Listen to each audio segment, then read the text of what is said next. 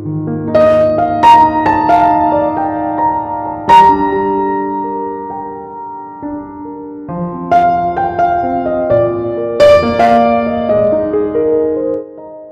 বন্ধুরা, good morning. আমার কৈলাসে তোমাদের সকলকে জানাই আরও একবার স্বাগতম। আশা করি তোমরা সকলে খুব ভালো আছো, আর আমরাও ভালো আছি। আর এখন থেকে তোমাদেরকে সাথে নিয়ে আজকের ব্লগটা শুরু করছি। সকাল সকাল সবজি কাটতে বসে পড়েছি। তোমাদের দাদাভাই গেছে বাজারে, তাই আজকেই বাইরের বারান্দাটাতেই বসলাম। এখান থেকে দোকানটা একদম ডাইরেক্ট দেখা যায় কে এলো আর কে গেল।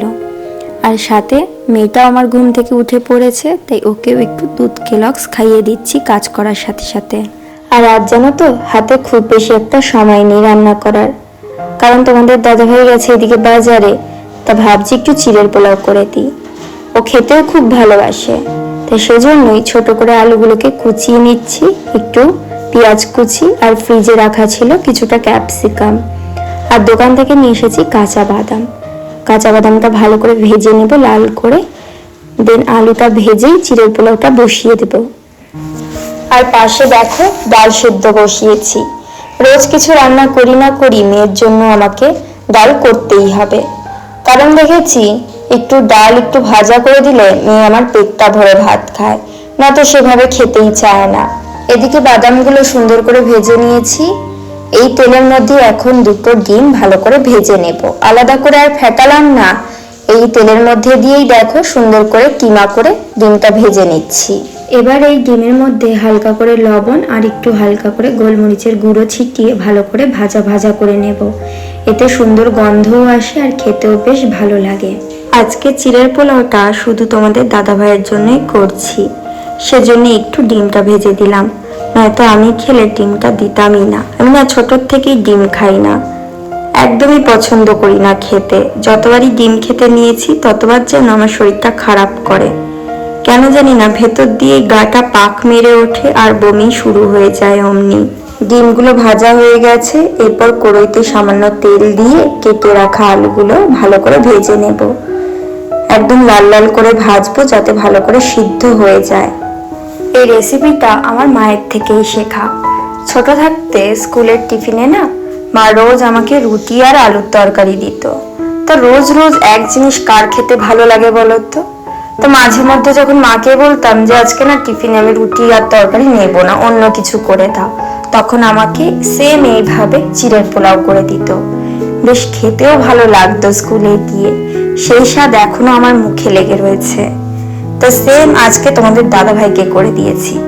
যেহেতু সকালেও বাজারে গেছিল দোকানের কিছু মাল আনতে, তা আমার হাতে অত বেশি একটা সময় ছিল না যে আমি ওর জন্য ভাত তরকারি করে দেব। টিফিনে ও কি খাবে? সেই সকাল 9টায় যায়, বাড়ি ফিরতে ফিরতে রাত্রি 9টা থেকে 10টা বেজে যায়। তা সেজন্য আমারও একটু চিন্তা হয়, বাড়ির বাইরে এত ঘন্টা থাকে, সারাদিন কি খাবে না খাবে। তা সেজন্যই ওর জন্য আজকে একটু বেশি করে চিড়ের পোলাও করেছি, যাতে ওর অনেকক্ষণ পেটটা ভরা থাকে। দেখো তোমাদের সাথে কথা বলতে বলতে আলু আর পেঁয়াজটা ভাজা হয়ে গেছে। এর মধ্যে ভেজে রাখা ডিম আর বাদামটা দিয়ে হালকা নেড়ে চেড়েই ধুয়ে রাখা চিড়েটা দিয়ে দেব। চিড়ের মধ্যে কিন্তু প্রচুর ময়লা থাকে, বিশেষ করে ধানের কুচি প্রচুর পাওয়া যায়। তাই পোলাও তৈরি করার আগে চিড়েটা ভালো করে বেছে নিতে হবে। তারপর ভালো করে জল দিয়ে ধুয়ে একটা ঝুড়ির মধ্যে শুকোতে দিতে হবে, নয়তো দেখবে চিড়ের পোলাও করতে গিয়ে চিড়ের খিচুড়ি হয়ে বসে রয়েছে। সবজিগুলোর সাথে চিড়াটা ভালো করে মিশিয়ে নিয়েছি। এরপর গ্যাসটা লো ফ্লেমে রেখে মিনিট 5 জন্য ঢাকা দিয়ে রাখবো, যতক্ষণ না ভালো করে আলুটা সেদ্ধ হয়ে যাচ্ছে। 5 মিনিট পর ঢাকাটা সরিয়ে দেখলাম ভালো করে সমস্ত কিছু সেদ্ধ হয়ে গেছে। আর চিড়েটাও দেখো সুন্দর একদম ঝরঝরা তৈরি হয়েছে, কিন্তু কোথাও কিন্তু দানা দানা বেঁধে নেই। আমার চিড়ের পোলাও রেডি হয়ে গেছে। এখন তোমাদের দাদাভাইকে টিফিনে দিয়ে দিচ্ছি।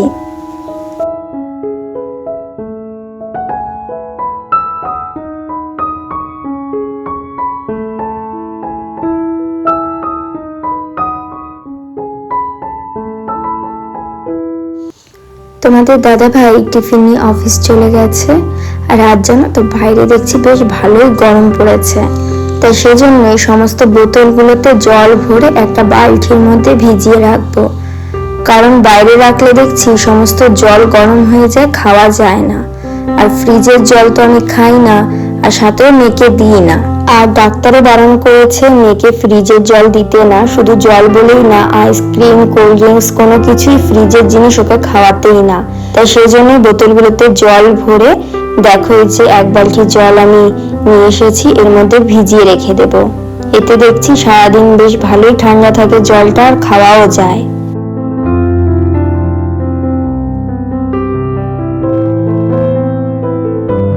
আগের দিন রাতে একটু বিরিয়ানি নিয়ে এসেছিল তোমাদের দাদা, কিন্তু পেট ভরে গেছিল, আমার ভাত খেয়ে পেট ভরিয়ে ফেলেছিলাম দেখে আর খাওয়া হয়নি। তা এখন এই যে সকালবেলায় বিরিয়ানিটা গরম করে নিলাম, এখন এই খেতে বসছি। বন্ধুরা, এই ঘরের বিছানাটা এখনো গুছানো হয়নি। হ্যাঁ, খেয়ে দিয়ে উঠে তারপরে এই ঘরের বিছানাটা গুছাবো। তা খাওয়া দাওয়ার পর কিছু জামা কাপড় ধুয়ে রেখেছিলাম, সেগুলো এখন এই যে বাইরের দড়িতে এক এক করে মেলে দিচ্ছি।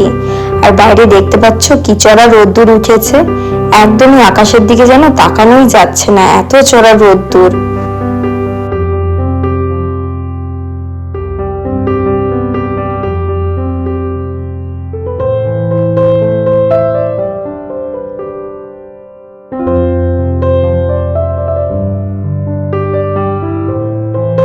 তা বাইরে জামা কাপড়গুলো এক এক করে মেলে নিয়েছি। এরপর চলে এলাম রান্নাঘরে। আগের দিন ওর ঠাকুমা বাজার থেকে কিছু কালো আঙ্গুর কিনে নিয়ে এসেছিল নাতনিকে খাওয়াবে বলে, তা সেগুলো আর রাত্রির বেলায় দিইনি।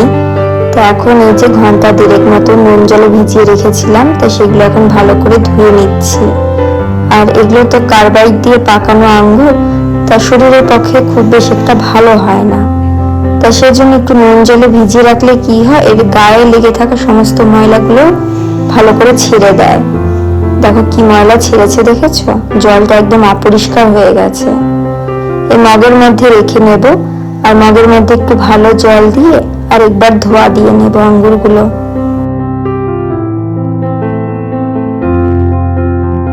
পরিষ্কার জলে আঙ্গুর কয়টা ধুয়ে নিয়ে এখন এই যে মেয়েকে খেতে দিচ্ছি। ও তো খাওয়ার জন্য ব্যস্ত হয়ে উঠেছে।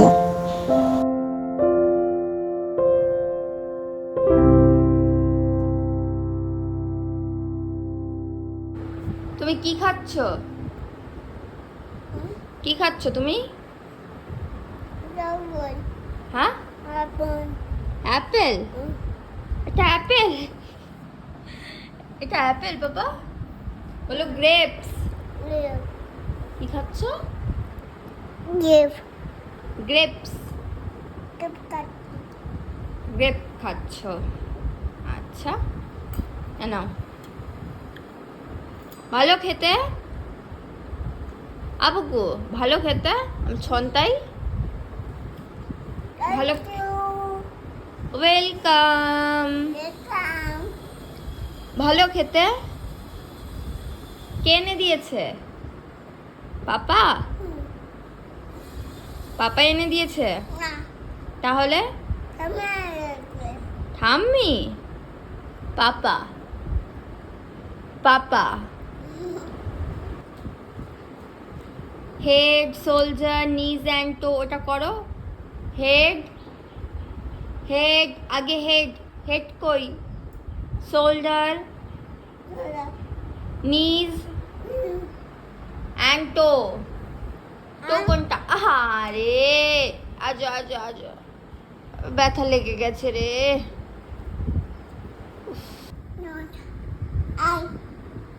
Okay. Peekaboo.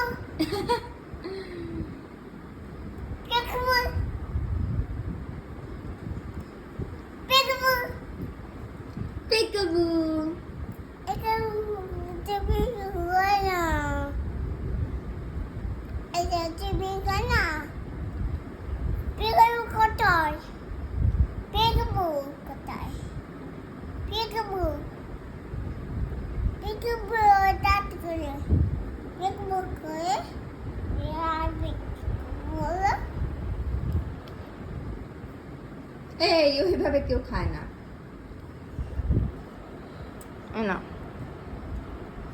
তাহলে বন্ধুরা, সারা দিনটা তো খুব ভালোভাবে কাটালাম তোমাদের সাথে। আবার দেখা হবে অন্য একটা নতুন ব্লগ নিয়ে।